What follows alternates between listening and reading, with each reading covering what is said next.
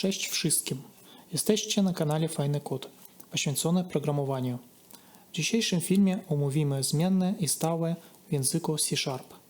Bez zbędnych słów zaczynajmy.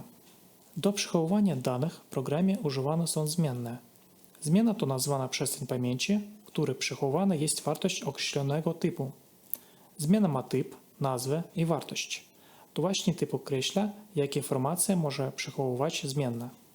Przed użyciem każdej zmiennej należy ją zdefiniować. Składnik definicji wygląda następująco. Typ i nazwa zmiennej. Najpierw podajemy typ zmiennej, a następnie jej nazwę.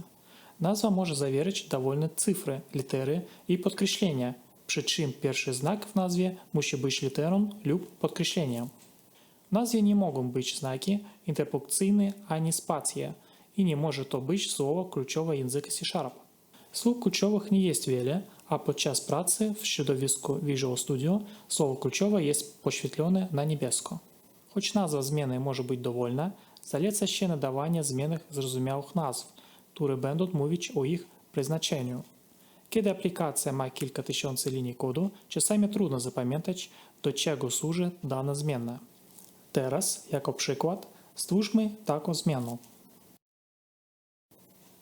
W tym przypadku zdefiniowana jest zmienna user o typie string, czyli zmienna reprezentuje ciąg znaków.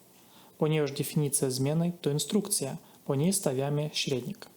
Należy pamiętać, że C# jest językiem zależnym od wielkości liter, więc jeśli stworzymy zmienną o tej samej nazwie, ale z wielkiej litery, będzie to uważane za nową zmienną.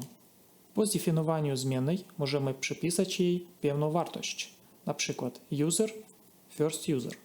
Ponieważ zmienne user są typu string, czyli ciągiem znaków, musimy używać cudzysłowów. W dalszej części za pomocą nazwy zmiennej będziemy mogli odwoływać się do obszaru pamięci, w którym przechowana jest jej wartość. Możemy również od razu przypisać wartość zmiennej podczas jej definicji. Ta technika nazywana jej inicjalizacją. Na przykład user second user. Charakterystyczną cechą zmiennych jest to, że w programie można wielokrotnie zmieniać ich wartość.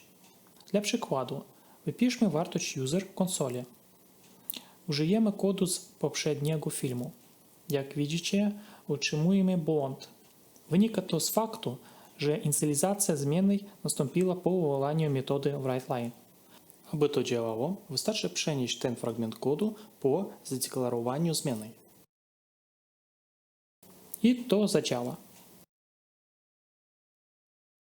Możemy także usunąć nawiasy klamrowe oraz przypisać zmiennej user inną wartość.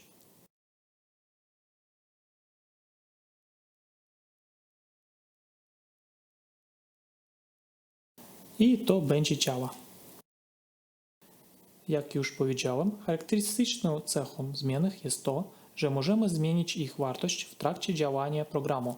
Jednak w C# istnieją także stałe. Stała musi być obowiązkowo zainicjowana przy jej definicji, a po zdefiniowaniu nie można zmieniać jej wartości. Stałe służą do opisywania wartości, które nie powinny zmieniać się w programie. Do zdefiniowania stałych używa się słowa kluczowego const, które występuje przed typem stałej. Na przykład stwórzmy stałą age i przypiszmy jej wartość 18. I nie będziemy w stanie jej zmienić. Jeśli spróbujemy przypisać nową wartość tej stałej, otrzymamy błąd. Dodatkowo, korzystając z stałych, musimy pamiętać, że możemy je zadeklarować tylko raz i muszą być one zdefiniowane w momencie kompilacji.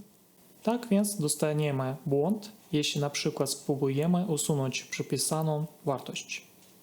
Podsumowując, jeśli musimy przechować w programie pewne dane, ale nie powinny one ulegać zmianie, są one definiowane jako stałe. Jeśli natomiast można je zmieniać, są definiowane jako zmienne. Na razie to wszystko. Subskrybuj, daj łapkę w górę i napisz w komentarzu, czy ten filmik był dla Ciebie użyteczny.